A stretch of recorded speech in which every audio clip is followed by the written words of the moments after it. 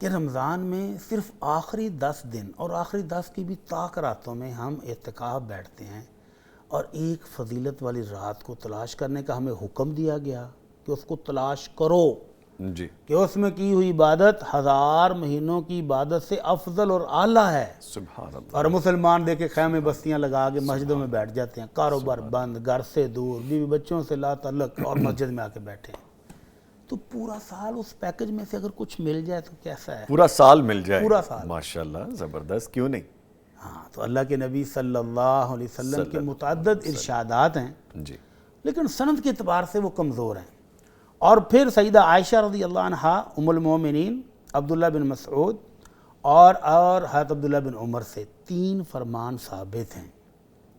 تو محدثین کہتے ہیں کہ یہ جو فرامین ان صحابہ سے ثابت ہیں، تو یہ ممکن نہیں ہے کہ اتنا بڑا ثواب وہ اپنے پاس سے بتا رہے ہوں۔ صحابہ کرام نے یقیناً اللہ کے رسول سے سنا ہوگا۔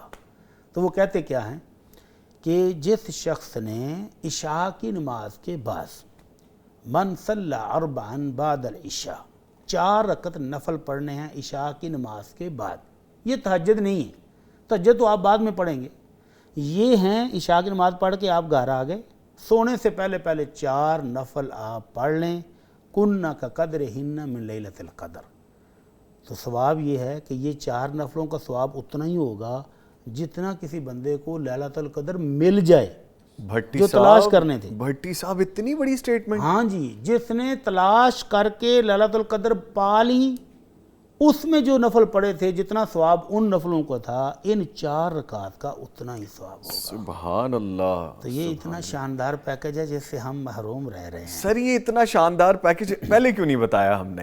بس اللہ تعالیٰ وقت اب آیا اس کا بتانے کا۔ ماشاءاللہ ماشاءاللہ ماشاءاللہ۔ تو یہ میں پڑھ رہا تھا، مطالعہ کر رہا تھا، تو اچانک میں نے کہا یہ رہ ہی گیا ہے اتنا عرصہ۔ اللہ اکبر بھٹی صاحب۔ تو انشاءاللہ کوشش کریں گے کہ اس پر خود بھی آج سے عمل شروع کر دیں، اور ہمارے ناظرین جو سن لے تو وہ عشاء کے بعد 4 نفل پڑھنے ہیں، سمپل نفل، کوئی خصوصی اس کے اندر تلاوت نہیں، عام ہی ہے، لیکن ثواب کتنا ہے کہ جیسے آپ کو اللہ توفیق دے اور آپ رمضان میں لیلۃ القدر پا لیں اور اس میں نفل پڑھے ہوں، تو جیسا ثواب ان کا ہوگا ویسا ہی ان کا بھی ہوگا۔